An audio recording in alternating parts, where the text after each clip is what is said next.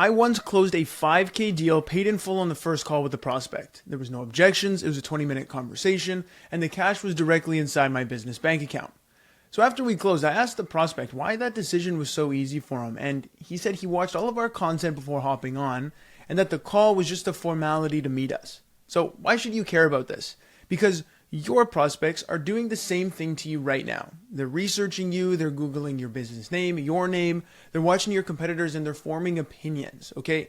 If you don't have a content strategy in place during that window to help turn them into pipeline, you're losing deals that you never knew existed. So in this video, I'm going to show you the exact content strategy we use to get layup deals like that. And I'll walk you through in a real life example so you can see that in action. So RevSync is a GTME firm that came to us. They were spending half of their time on discovery calls, just handling the same objections and the questions in repeat. So we disguised sales enablement as organic content, so every cold lead was being pre-sold through the research phase before anyone even picked up the phone. So what you're looking at here is the 7-step formula that we made for Bob. He was the founder of RevSync. He still is the founder of RevSync. But there were 7 crucial details that we needed to go through before we even published a video. And this is what most people skip over, and they just go to ChatGPT, give me an idea, and let's get into posting a video. That's why it flops. That's why it sucks. That's why it's generic. So let's get into the first step here. And this is what we do for all clients that come on board with us, but specifically for Bob. And what we did is what we call ICP mapping and extrapolation. So most people understand, okay, company size, location, maybe revenue range.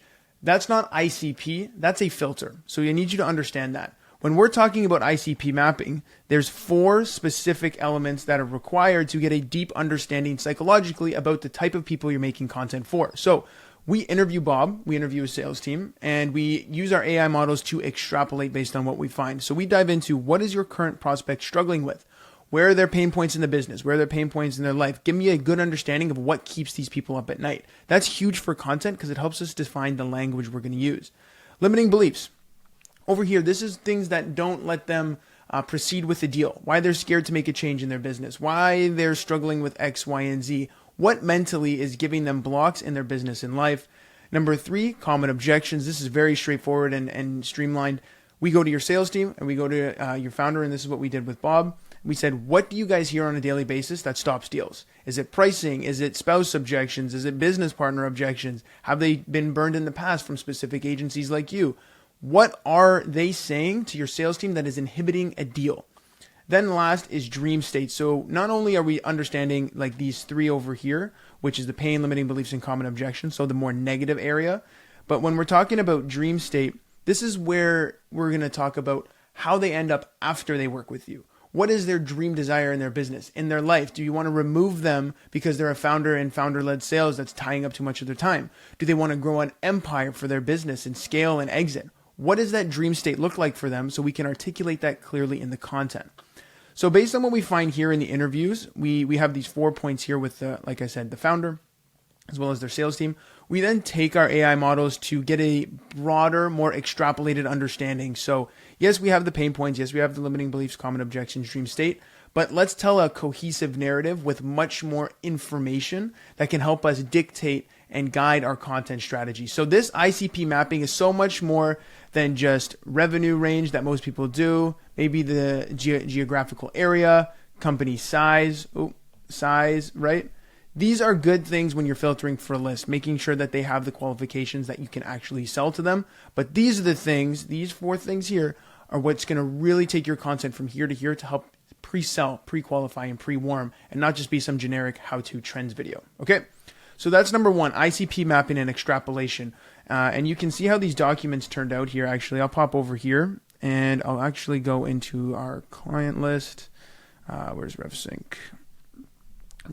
And we have this thing called like a knowledge base. So you can see we've got his personal background and his story. So that helps us tailor things to make sure that it's actually personalized to his business, his service offerings, target audience. And you can see as we scroll in, it's a much deeper and organized, in-depth understanding of who Bob is. I won't go through the details because again, it's personal to Bob. Even target audience, ICP, core identity, the pains they live with. What have they already tried? What have failed? Common objections, deeper psychological state. What are they hoping for? The dream state. So you can see that we build this really huge repertoire of information based on this ICP and mapping. Hammer that into your head. Ask yourself what you can do in your business to make sure you understand this at a deeper psychological level. All right, let's keep it moving here. So on top of the client knowledge base that you just saw, we do another 4 layers here. So we understand the service offerings, what case studies or projects or results have you generated for clients. Again, the objections, we just refine tune them here, building off of what we had in number 1. And what are you currently doing in your current GTM? Are you running ads? Are you doing cold email? What other marketing are you doing? This helps us get a good understanding overall of your business. What are you servicing? Who are you servicing? Why is this important to them? And we get a good understanding to help bake this into the content. You'll see how we're going to do this later in the video. But case studies, this is huge because I'm going to show you in the next step why it's important that you document what you're doing and what results you've gotten your clients and how you can paint that picture for someone watching. So if you, let's say for Bob as an example, we knew that he was getting some really good numbers for his clients. Like he raised, I think, like half $500,000 in pipeline for one of his campaigns. That's a massive case study that we can spin into 5 different videos. So when you're showcasing your work in a way that makes you look credible, they can see how you're actually operating in your business and how you think and how you problem solve. We can document that and how it relates, number 1, to your service offering. So when you're showing a case study, you can say, hey, this is the service we did for this client, but you naturally bridge it in.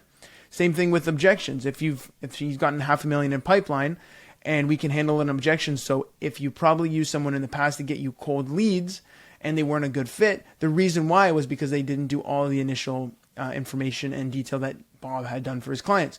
So you can see that we're baking all of this stuff into this big knowledge base, again, related to the ICP.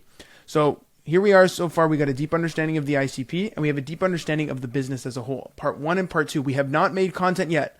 We have not even made a video yet. This is just mapping and engineering the content from a foundational level. All right, let's get into number 3. So content pillars, I like content pillars because number 1, most importantly, it keeps your content segmented and containered. Most people just post content and it's scattered all over the place. You don't want that. You want people to know when they come to your YouTube channel, when they come to your website, the offer is clear. What you do is clear. Is a complete through line into the topics that you're speaking about and what you actually service in the business. So you can look at RevSync here. We sync cold data into warm conversations. Beautiful one-liner there. So we took that a layer deeper and said, what does that involve? So when someone comes to Bob's YouTube channel, and the topics I'll show you in a bit, they were all tailored around these 3 content pillars. So revenue operations, RevOps, sales process and optimization, and then CRM and revenue systems implementation. So all of these 3 things we containered into go-to-market, which is what Bob does. So every time we did a topic, it fell under one of these pillars so it wasn't scattered. And the prospects, when they came to the YouTube channel, or when they found him, or when they searched him up, it told a clear narrative that was containered and organized around the business as a whole. So you can see here, offer, narrative, and GTM. Everything is tailored to what they are servicing, what story we are telling, and what topics we are speaking about, and what their current go-to-market motion is. So you can see, this was actually before Bob did his rebrand. So it was streamlining sales with AI-driven RevOps. So each of these topics, take a look at them. Your CRM silent revenue leak. More reps doesn't mean more sales. GTM, what templates didn't scale that? CRM again, there's another one. Revenue growth. These are all things that map to these content pillars. You can see how it's containered. It's all unified. Understand what are the key pillars that you need to speak about in your business and how can they map back to your sales? How can they map back to your services and your offerings? Okay. So keep in mind, we still have not done content yet. This was the final output when we get past the stage 7. Okay. But again, just touching basic, number 1, we understand the ICP, we understand what the business is all about, and we understand how we are going to start communicating things. 1, 2, and 3, okay? Now we're going to get into the branding and online image. First impressions are huge. You go on a date, if you're going to wear a crappy outfit, the partner or the person you're taking out is going to be a little bit unsure. You're going to have to work harder to get that sale. You're going to have to work harder to convince them. Maybe you got charm, maybe you got some suave, some riz, whatever that is, but if you don't show up to that date, and give that first impression of, okay, this person means business. They're well put together. They're clean. They got a haircut. They put on a little perfume and cologne. You need to bring that level of impression into your online image, because the first impression can make a prospect bounce from your website or bounce from your YouTube channel or your social channels in the snap of a fingers. If something doesn't look legit, something doesn't look professional, if your average ticket size is 30 to 50K a year, make sure you look like that. Make sure you look like that, okay? So that's why we understood for Bob, what is the tone? What are we trying to come across here as? A casual authority, conversational authority? Are we going to be a little more brute force and tough love? What's the tone? What's the vibe? That was really huge. Again, understanding how we're going to talk in the videos. Aesthetic. What's your brand colors? Is it unified to your branding? Is it unified to your website, on your LinkedIn? And again, based on the appearance. So we got like these two containers and this quadrant here, which again is like that. What's the vibe? And then what's the look? So you can see here as we translate that into Bob's videos, all of it looks cohesive. This all looks like it would come from the same YouTube channel. We don't have green over here and we don't have yellow over here. And you can see we use all of the colors consistently in 1, 2, 3, 4. So that way, when we do publish, you're building familiarity in the industry. You're building familiarity on the timeline. They're going to see this beautiful face and say, I've seen this person before. This looks like the same business because it's got the same vibe and the color scheme. Make sure you're building that first impression really solid. Hammer that home on your online branding and image. So we did this with Bob as well, and we just coordinated. So if you don't have anything, we help you build it. If you do have it, we're going to align to it. So those are the first 4 steps. Now we're going to get a little more. Now we're going to get a little more technical. All right, bear with me. You guys are doing phenomenal. Here's what we do for every client. We build what we call a Claude writing agent. And this is basically all those knowledge-based documents that you saw initially with the personal background and story, the ICP, the offerings, everything we understood about 1, 2, 3, and 4. So here we are. We got number 1, we got number 2, number 3, and we don't usually translate this into the AI writing agent, but we take those big 3 and we upload them here as knowledge. This knowledge base right here. So those are all the documents that we had. And then we also have script anatomies. We have YouTube video frameworks. We've got the tonalities in which we want to communicate in YouTube videos. So we upload this for this Claude writing agent along with specific instructions. And this serves as a North Star piece for us to know everything about Bob and his business RevSync. So whenever we come to this specific writing agent to reverse engineer topics, to write scripts, to write outlines and briefs, we have everything in one specific place that knows everything. And this is so huge because it makes our creative process so much easier. So you can see how much work goes in to using AI, not just, hey, Claude, give me a prompt for a YouTube video. No. We understand the ICP. We understand the business offerings and the services. We understand the go-to-market strategy, the limiting beliefs and objections. We understand the content pillars. We understand the whole content and marketing strategy and the go-to-market strategy of the business to then give us really solid, hyper-tailored topics for a specific ICP, or for, in this case, Bob's ICP. If you like what you see here and you want to implement this in your business but don't have the time or the bandwidth and you actually want someone who knows this stuff inside out, there's a link below to get in contact with myself and my team. Tell us a little bit about your business, what's going on, what your goals are, and we'll get back to you with a call that we can go over your entire strategy and what that would look like in your business and how we can launch this in the next 30 to 45 days for you. Super casual, super chill. Just use that link below. Anyways, I'm digressing here. We'll get back into step 5 where we're talking about that Claude writing agent and topic strategy. So from here, we don't just ask Claude, hey, what are we going to do for topics? We actually take it a layer further. So we do what we call YouTube search traffic research. So I didn't showcase you all of the keywords that we did here for Bob, but what we'll do is we'll take about 20 to 25 terms related to the content pillars that we just did, and we'll see if there is actual validated data out there for people searching for it. So you can see here, B2B sales process optimization. It's got 5,000 monthly searches. The competition is low. B2B lead generation, 92,000. The competition is low. B2B sales funnel, 9,200. The competition is low. And then we go even a little bit further. So we try and find different things that their ICP might be searching for, like sales system agency. There's 4,000 searches for people out there looking for someone who does a sales system agency. Now, is that specifically how Bob brands himself, a sales system agency? No. However, the search term is there to capitalize on that search traffic. And you can see how we got like AI sales system, AI automation sales system, sales outreach system that books 30 meetings per month. Look at all of this search traffic. All of this. These are tens of thousands of searches per month. And you can see like competition is very low, very low. How many videos are out there? How many people are talking about the same type of topic?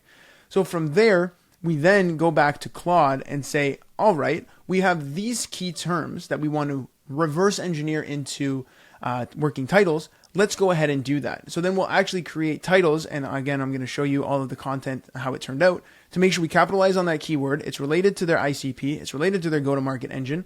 And it's going to pre-sell and pre-qualify them. So we're not out here saying, hey, here's how to build a B2B lead generation funnel.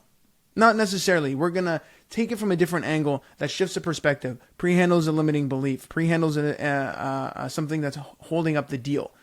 So these are very engineered topics related to what is actually being searched on YouTube and based on the knowledge base that we have for the clients. So let's go over here to step 6 and 7. So these are technically related because you need to post and test. We can't just post and keep posting hoping for the best. Test and see what works. So look at this. How we use Clay to send hyper-personalized cold emails at scale. Secret to scaling outbound without hiring 5 new reps. Why your outbound campaigns flop. Hint, it's not your sales team. So you can see we have key terms here. Outbound campaigns. Scaling outbound. Okay. Clay, huge key term. Cold emails. CRM. Okay. Revenue growth automation. Like these are keywords that are naturally disguised as organic content. And you can see here Bob has generated some really great awareness to pre-sell and pre-qualify his prospects. So think about how many times you spend or how much time you spend on sales calls with prospects explaining these big topics or these big objections. Your video is doing all that heavy lifting for you because we bake all of that into content pieces like this. So pause this, take a look at all of the different titles that we reworked and understood. Okay, like either the CRM silent revenue leak. Again, GTM, like most cold emails. Again, what else do we have here? GTM system, scaling. Like these are things that we need to bake into the topics versus how to send cold email or 5 cold email trends for the year. That's going to fall flat. These are sales asset, but like, as you see, it looks like organic content. So like I want you to get into your head here, how content needs to look different in order to be in a B2B environment. It's not an entertainment channel. This is a business channel to bring in clients, to pre-sell audiences, to pre-warm prospects, generate leads, all that good stuff. Okay.